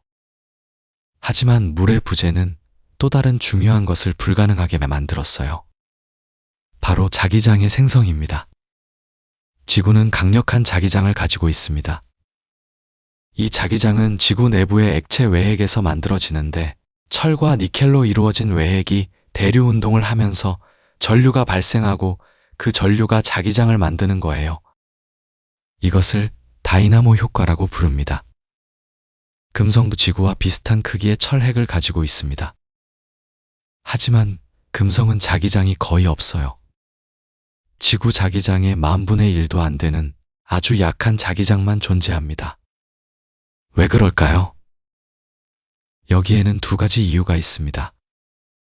첫 번째는 금성의 느린 자전 속도입니다. 금성은 243일에 걸쳐 한 바퀴 자전하죠. 이렇게 느리게 회전하면 내부의 대류 운동이 조직화되기 어렵습니다. 다이나모 효과가 제대로 작동하려면 어느 정도 빠른 회전이 필요하거든요. 두 번째 이유는 물의 부재와 관련이 있습니다. 행성 내부의 대류를 유지하려면 효율적인 열 전달이 필요해요. 지구에서는 판 구조론이 이 역할을 합니다. 해양 지각이 멘틀 속으로 섭입되면서 차가운 물질을 아래로 운반하고 멘틀 대류가 뜨거운 물질을 위로 올려보내죠. 이 순환이 핵에서 멘틀로의 열 전달을 원활하게 만들어요. 하지만 금성에는 판 구조론이 없습니다. 두꺼운 지각이 담요처럼 열을 가두고 있어서 핵의 열이 효율적으로 빠져나가지 못해요. 시간이 지나면서 금성의 핵은 점점 균일한 온도를 가지게 되었고 대류 운동이 약해지거나 멈췄을 가능성이 있습니다. 자기장의 부재는 금성에게 치명적인 결과를 가져왔습니다. 자기장은 행성을 태양풍으로부터 보호하는 방패 역할을 하거든요. 태양풍은 태양에서 끊임없이 날아오는 고에너지 입자들의 흐름입니다. 지구는 자기장이 태양풍을 휘어서 지구 주위로 흐르게 만들어요. 하지만 금성에는 이런 보호막이 없습니다. 태양풍이 직접 금성의 상층 대기를 강타하죠. 태양풍의 입자들이 대기 분자와 충돌하면 그 분자들에게 에너지를 전달합니다. 에너지를 받은 분자들 중 일부는 금성의 중력을 벗어날 만큼 빠른 속도를 얻게 돼요. 결국 이 분자들은 우주 공간으로 날아가 버립니다. 이 과정을 대기 탈출이라고 부르는데 자기장이 없는 금성은 이 과정을 막을 방법이 없었어요. 수십억 년 동안 태양풍이 금성의 대기를 조금씩 깎아먹었습니다. 특히 가벼운 원소들, 수소 같은 것들이 우선적으로 날아갔죠. 나사의 메이븐 탐사선이 화성에서 관찰한 것처럼 자기장이 없는 행성은 대기를 유지하기 어렵습니다. 화성도 옛날에는 두꺼운 대기와 액체 상태의 물을 가지고 있었지만 자기장을 잃으면서 대기 대부분을 우주로 잃어버렸거든요. 금성은 화성보다 질량이 크고 중력이 강해서 대기를 더 잘 붙잡을 수 있었습니다. 하지만 그럼에도 불구하고 금성도 엄청난 양의 대기를 잃었을 거예요. 특히 물 분자에서 나온 수소를 거의 다 잃어버렸죠. 흥미로운 것은 금성의 현재 대기가 여전히 두껍다는 사실입니다. 지구 대기압의 90배가 넘는 압력을 유지하고 있어요. 이것이 가능한 이유는 금성의 화산 활동이 계속해서 새로운 가스를 대기로 공급하기 때문입니다. 화산이 분출할 때 이산화탄소와 이산화황, 기타 가스들이 쏟아져 나오죠. 금성은 잃는 것만큼 다시 채워 넣는 거예요. 하지만 이렇게 공급되는 가스들은 주로 무거운 분자들입니다. 가벼운 수소는 한번 우주로 날아가면 다시 돌아올 수 없어요. 금성의 역사를 되짚어보면 한 가지 중요한 패턴이 보입니다. 초기의 작은 차이들이 점점 증폭되어 거대한 결과로 이어졌다는 거죠. 태양과 조금 더 가까웠던 것이 폭주 온실 효과를 일으켰고, 물을 잃은 것이 판구조론을 불가능하게 만들었으며, 느린 자전과 판구조론의 부재가 자기장을 만들지 못하게 했고, 자기장이 없는 것이 다시 대기 손실을 가속화했습니다. 모든 것이 연결되어 있었어요. 지구는 정말 운이 좋았습니다. 태양으로부터 적절한 거리에 있었고, 적당한 속도로 자전했으며, 달이라는 큰 위성을 가지게 되면서 자전축이 안정되었죠. 바다가 형성되어 이산화탄소를 흡수했고, 판구조론이 발달하여 내부의 열을 효율적으로 방출했습니다. 자기장이 만들어져서 태양풍으로부터 대기를 보호했고요. 이 모든 조건이 맞아떨어지면서 지구는 생명이 번성할 수 있는 행성이 되었어요. 금성을 연구하는 것은 단순히 다른 행성에 대한 호기심을 충족하는 것 이상의 의미를 가집니다. 금성은 지구에게 무서운 경고를 보내고 있거든요. 만약 온실가스 배출이 계속 증가한다면, 만약 기후 시스템이 티핑 포인트를 넘어선다면 지구도 멈출 수 없는 온실 효과에 빠질 수 있다는 경고죠. 물론 지구가 금성처럼 섭씨 460도까지 올라갈 가능성은 거의 없습니다. 태양과의 거리가 다르고 바다가 여전히 존재하니까요. 하지만 지구의 기후 시스템도 여러 되먹임 고리들로 연결되어 있어서 한번 균형이 깨지면 예상보다 훨씬 빠르게 변할 수 있습니다. 북극의 얼음이 녹으면 하얀 표면이 줄어들어 태양 에너지를 더 많이 흡수하게 되고, 그러면 온도가 더 올라가서 더 많은 얼음이 녹는 시기죠. 영구 동토층이 녹으면 그 안에 갇혀있던 메탄이 방출되는데, 메탄은 이산화탄소보다 훨씬 강력한 온실가스입니다. 이런 되먹임 효과들이 금성에서 일어났던 폭주 온실 효과의 초기 단계와 비슷한 메커니즘이에요. 금성은 우리에게 행성 진화의 극단적인 사례를 보여줍니다. 비슷한 조건에서 출발했지만 완전히 다른 결말에 도달한 두 행성의 이야기죠. 이 이야기는 우리가 살고 있는 지구라는 행성이 얼마나 특별하고 연약한지를 일깨워줍니다. 금성의 두꺼운 구름 아래에서 끓어오르는 납과 황산비는 단순히 먼 행성의 이상한 현상이 아니에요. 그것은 잘못된 방향으로 갈 수 있는 행성 진화의 한 가능성을 보여주는 경고입니다. 그래서 과학자들은 금성을 지구의 사악한 쌍둥이라고 부르기도 합니다. 같은 부모 밑에서 태어났지만 완전히 다른 길을 걸은 형제 같은 존재죠. 이 비유는 단순히 재미있는 표현이 아니에요. 금성과 지구의 관계를 이해하는 것이 우리의 미래를 준비하는 데 얼마나 중요한지를 보여주는 핵심적인 개념입니다. 금성은 우주에 떠있는 타임캡슐이면서 동시에 경고판이거든요. 과거에 무슨 일이 있었는지, 그리고 미래에 무슨 일이 일어날 수 있는지를 동시에 보여주는 거울이죠.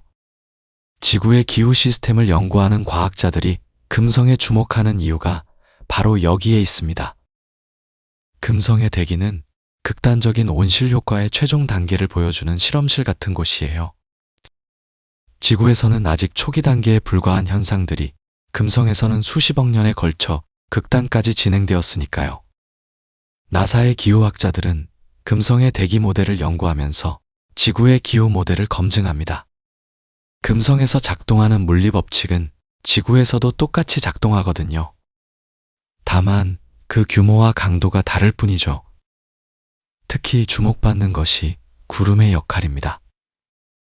금성의 황산구름은 태양 에너지의 대부분을 반사해서 행성 표면에 도달하는 에너지를 줄입니다. 만약 이 구름층이 없었다면 금성의 표면 온도는 지금보다 훨씬 더 높았을 거예요.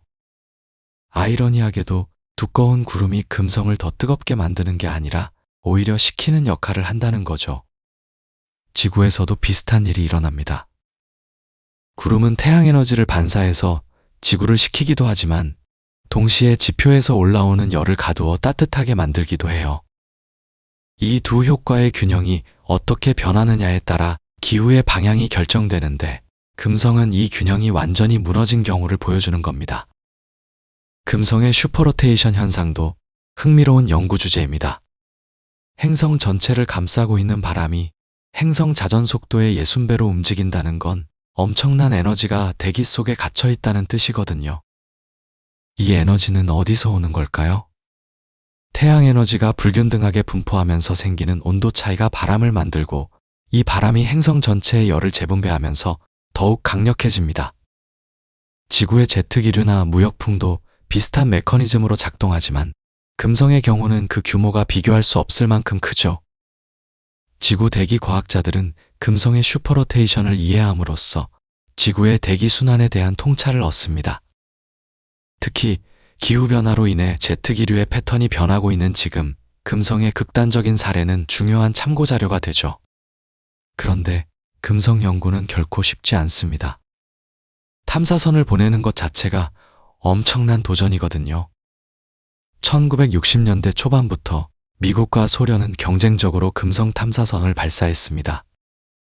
초기 탐사선들은 대부분 실패했어요.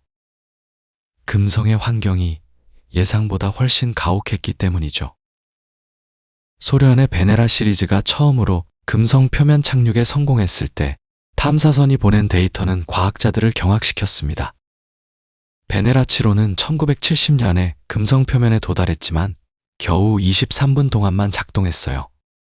높은 온도와 압력이 탐사선의 전자장비를 서서히 파괴했거든요. 이후 소련은 더욱 강력한 탐사선을 개발했습니다. 베네라 13호와 14호는 1982년에 금성 표면에 착륙해서 최초로 컬러 사진을 전송하는 데 성공했어요.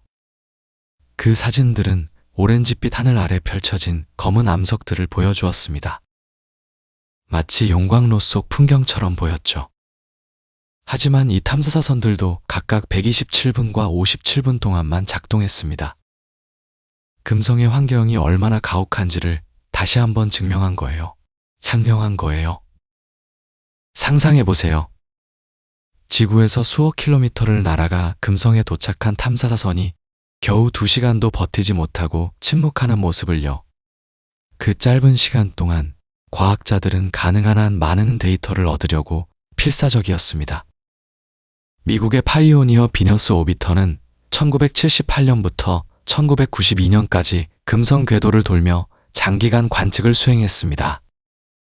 이 탐사선은 금성의 대기 구조와 구름 패턴, 표면 지형을 레이더로 매핑했어요. 덕분에 과학자들은 금성의 화산들과 산맥들, 광활한 평원들의 모습을 처음으로 상세하게 볼 수 있었습니다. 마젤란 탐사선은 1990년부터 1994년까지 금성 표면의 98%를 고해상도 레이더로 촬영했죠. 이 데이터들은 지금도 금성 연구의 기초 자료로 활용되고 있습니다. 하지만 마젤란 이후 금성 탐사는 한동안 침체기를 겪었습니다. 화성 탐사에 비해 금성 탐사는 기술적으로 훨씬 어렵고 비용도 많이 들기 때문이죠. 그런데 최근 몇 년 사이 금성에 대한 관심이 다시 살아나고 있습니다. 2020년에 금성 대기에서 포스핀이라는 가스가 검출되었다는 논문이 발표되면서 큰 논란이 일었어요. 포스핀은 지구에서 주로 생명체의 활동으로 만들어지는 가스거든요. 물론 화산 활동이나 번개 같은 비생물학적 과정으로도 만들어질 수 있지만요. 금성의 구름층에서 포스핀이 발견되었다면 혹시 그곳에 미생물 같은 생명체가 존재할 가능성은 없을까요? 이 발견은 과학계의 격렬한 토론을 불러일으켰습니다. 일부 과학자들은 관측 데이터의 해석에 오류가 있을 수 있다고 주장했고, 다른 과학자들은 알려지지 않은 화학 반응이 포스핀을 만들어낼 수 있다고 설명했어요. 하지만 가능성이 완전히 배제된 건 아닙니다. 금성의 구름층 중 일부 고도에서는 온도와 압력이 지구 표면과 비슷한 수준이거든요. 표면은 나비 녹는 지옥이지만 지상 50km 상공의 구름층에서는 섭씨 30도 정도의 온화한 온도가 유지됩니다. 물론 황산 구름 속이라는 점이 문제지만 지구에도 극한 환경에서 사는 미생물들이 있잖아요. 산성 온천이나 염호에서 번성하는 생명체들처럼요. 포스핀 논란이 금성 탐사에 새로운 동력을 제공한 건 분명합니다. 나사는 2028년과 2030년에 각각 다빈치 플러스와 베리타스라는 두 개의 금성 탐사 미션을 계획하고 있어요. 다빈치 플러스는 금성 대기를 통과하며 구름층과 가스 구성을 분석할 예정이고, 베리타스는 궤도에서 고해상도 레이더 관측을 수행할 계획입니다. 유럽 우주국도 엠비전이라는 금성 궤도선을 2030년대에 발사할 준비를 하고 있죠. 이 탐사선들은 금성의 지질학적 역사와 대기화학, 그리고 과거에 바다가 존재했는지 여부를 밝히는데 중점을 둘 겁니다. 인도의 우주연구기구도 슈크라얀이라는 금성 궤도선을 개발 중입니다. 러시아는 베네라 시리즈의 후속작인 베네라 D와 같은 야심찬 계획을 발표했어요. 이 미션은 금성 표면에 착륙해서 장시간 작동할 수 있는 새로운 기술을 시험할 예정입니다. 기존 탐사선들이 몇 시간밖에 버티지 못한 것과 달리 새로운 세대의 탐사선들은 특수 냉각 시스템과 내열 재료를 사용해서 며칠 또는 몇 주 동안 작동하는 것을 목표로 하고 있죠. 금성 탐사의 가장 큰 도전은 통신입니다. 두꺼운 대기와 구름층은 전파 신호를 약화시키고 왜곡시켜요. 표면에서 궤도선으로, 그리고 다시 지구로 데이터를 전송하는 과정에서 많은 정보가 손실됩니다. 게다가 높은 온도 때문에 전자장비가 빠르게 열화되면서 신호 품질이 떨어지죠. 과학자들은 이 문제를 해결하기 위해 새로운 통신 기술을 개발하고 있습니다. 광통신이나 양자통신 같은 차세대 기술이 금성 탐사에 적용될 수도 있어요. 또 다른 흥미로운 아이디어는 금성 대기에 떠있는 풍선 형태의 탐사선입니다. 금성의 구름층 중 온화한 고도에서 장기간 체류하며 관측을 수행하는 거죠. 이런 공중도시 개념은 공상과학 소설에서나 나올 법한 이야기지만 실제로 기술적 타당성이 검토되고 있습니다. 금성의 이산화탄소 대기는 지구 대기보다 밀도가 높아서 지구의 공기를 채운 풍선도 금성에서는 쉽게 떠오를 수 있거든요. 이런 공중 플랫폼에서 수개월 또는 수년 동안 금성의 대기를 관측한다면 우리는 금성의 기후 시스템에 대해 훨씬 더 많은 것을 알게 될 겁니다. 금성 연구가 지구과학에 주는 교훈은 명확합니다. 행성의 기후는 섬세한 균형 위에 서 있다는 거예요. 작은 변화들이 되먹임고리를 통해 증폭되면서 돌이킬 수 없는 변화를 만들어낼 수 있습니다. 금성은 아마도 수십억 년 전에 이런 티핑 포인트를 넘었을 거예요. 바다가 증발하기 시작하면서 수증기가 온실 효과를 강화했고, 온실 효과가 강화되면서 더 많은 물이 증발했죠. 이 악순환이 멈출 수 없는 지점까지 진행되면서 금성은 영원히 생명이 불가능한 행성이 되었습니다. 지구도 비슷한 위험에 직면해 있을까요? 다행히 지구는 금성보다 태양으로부터 멀리 떨어져 있어서 받는 에너지가 적습니다. 하지만 인간의 활동으로 인한 온실가스 증가는 이 거리의 이점을 상쇄할 수 있어요. 지난 200년 동안 대기 중 이산화탄소 농도는 산업혁명 이전에 280ppm에서 현재 420ppm 이상으로 증가했습니다. 이 속도는 자연적인 변화와는 비교할 수 없을 만큼 빠르죠. 금성의 대기에는 96%가 이산화탄소지만 지구는 아직 0.04% 수준입니다. 하지만 문제는 절대값이 아니라 변화의 속도와 방향이에요. 지구 기후 시스템에는 여러 티핑 포인트가 존재합니다. 북극 해빙의 소멸, 그린란드와 남극 빙상의 붕괴, 아마존 열대우림의 사바나와 대서양 해류 순환의 둔화 같은 현상들이죠. 이 중 하나라도 임계점을 넘으면 다른 시스템들의 연쇄 반응을 일으킬 수 있습니다. 예를 들어 그린란드 빙상이 녹으면 엄청난 양의 담수가 북대서양으로 흘러들어가는데 이것이 해류 순환을 약화시켜 유럽의 기후를 급격히 변화시킬 수 있어요. 해류가 약해지면 열대지방에서 극지방으로 열을 운반하는 효율이 떨어지고 이는 다시 전 지구적 기온 분포를 바꿀 수 있습니다. 금성의 교훈은 여기서 빛을 발합니다. 한번 균형이 무너지면 되돌리기 어렵다는 거예요. 금성은 아마도 초기에 개입할 수 있는 기회가 있었을 겁니다. 하지만 그 기회를 놓치고 폭주 온실 효과가 시작된 후에는 돌이킬 방법이 없었죠. 지구는 아직 그 단계에 이르지 않았습니다. 하지만 과학자들의 경고는 분명해요. 우리에게 주어진 시간이 생각보다 많지 않다는 거죠. 국제사회가 합의한 지구 평균 기온 상승을 섭씨 1.5도 이내로 제한한다는 목표는 임의로 정한 숫자가 아닙니다. 이것은 여러 기후 시스템들이 동시에 티핑 포인트를 넘을 위험을 최소화하기 위한 과학적 근거에 기반한 목표예요. 금성을 연구하는 과학자들은 종종 경외감과 두려움을 동시에 느낀다고 말합니다. 금성의 풍경은 아름다우면서도 무시무시해요. 황산 구름 사이로 번개가 치고 하늘은 오렌지빛으로 빛나며 표면의 화산들은 과거에 격렬했던 역사를 증언합니다. 하지만 그 아름다움 뒤에는 생명을 완전히 거부하는 환경이 숨어 있죠. 이 대비가 주는 교훈은 강력합니다. 행성은 아름다울 수 있지만 그것이 생명체에게 살기 좋은 곳이라는 보장은 없다는 거예요. 지구를 우주에서 바라보면 푸른 구슬처럼 아름답게 보입니다. 하얀 구름과 깊은 바다, 녹색 대륙이 조화를 이루죠. 하지만 이 아름다운 모습도 섬세한 균형의 결과입니다. 대기의 구성, 바다의 존재, 자기장의 보호, 적절한 거리에 있는 달과 태양, 이 모든 요소들이 완벽하게 맞아떨어져서 지금의 지구를 만들었어요. 금성도 한때는 비슷한 조건을 가지고 있었을지 모릅니다. 하지만 어느 순간 균형이 깨지면서 되돌릴 수 없는 길로 접어들었죠. 금성의 이야기는 비극입니다.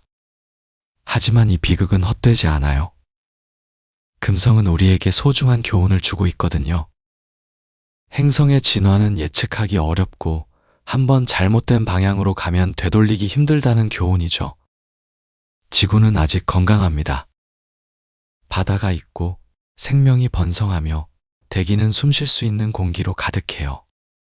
하지만 우리는 이 건강을 당연하게 여겨서는 안 됩니다. 금성은 우주의 거울처럼 우리에게 잘못된 선택의 결과를 보여주고 있으니까요. 과학자들은 계속해서 금성을 연구할 것입니다. 새로운 탐사선들이 발사되고 더 많은 데이터가 수집되며 금성의 신비는 조금씩 벗겨질 거예요. 어쩌면 언젠가 우리는 금성에 정말로 바다가 있었는지, 생명체가 존재했는지를 확실하게 알게 될지도 모릅니다.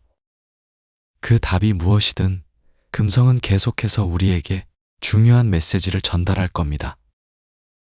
행성은 영원하지 않다는 것, 생명을 품을 수 있는 환경은 보호받아야 한다는 것, 그리고 우리가 사는 지구가 얼마나 특별한 곳인지를요. 밤하늘에서 금성을 볼 때마다 우리는 이 메시지를 기억해야 합니다. 그 밝고 아름다운 빛 뒤에 숨겨진 지옥 같은 환경을요. 그리고 우리의 푸른 행성이 같은 운명을 맞지 않도록 지켜야 한다는 책임을요. 금성은 경고의 거울입니다. 우주가 우리에게 보내는 신호죠. 이 신호를 무시한다면 미래의 어느 날 우리의 후손들도 금성처럼 황폐해진 지구를 바라보며 후회할지도 모릅니다. 금성 연구는 단순히 천문학이나 행성과학의 영역을 넘어섭니다. 이것은 인류의 미래와 직결된 생존의 문제예요. 우리가 금성에서 배운 교훈들을 지구에 적용할 수 있다면 우리는 파국을 피하고 지속 가능한 미래를 만들 수 있을 겁니다. 금성의 두꺼운 구름 아래에서 끓어오르는 납과 쏟아지는 황산비는 우리에게 말합니다. 조심하라고, 균형을 지키라고, 그리고 이 아름다운 지구를 소중히 여기라고요. 우주에는 수없이 많은 행성들이 있습니다. 하지만 그 중에서 생명이 번성하는 행성은 극히 드물어요. 지구는 그런 특별한 행성 중 하나입니다. 금성은 우리에게 이 특별함을 일깨워주는 스승 같은 존재죠. 가혹하고 냉정한 스승이지만 그 가르침은 생명을 구할 수 있는 지혜로 가득합니다. 우리는 금성의 이야기를 듣고 배우고 행동해야 합니다. 그것이 금성이 우리에게 남긴 유산을 제대로 받아들이는 길이니까요. 금성의 하늘 아래에서는 아무도 살 수 없습니다. 하지만 금성의 교훈 덕분에 지구의 하늘 아래에서는 모두가 계속 살아갈 수 있을 겁니다. 이것이 금성이 우리에게 주는 마지막 선물이에요. 경고이자 희망, 두려움이자 용기, 비극이자 구원의 이야기입니다. 우리는 이 이야기를 잊지 말아야 합니다. 밤하늘의 샛별이 빛날 때마다 금성이 우리에게 속삭이는 메시지를 기억해야 해요. 지구를 지키라고, 균형을 유지하라고, 그리고 이 푸른 행성의 아름다움을 영원히 보존하라고 말이죠.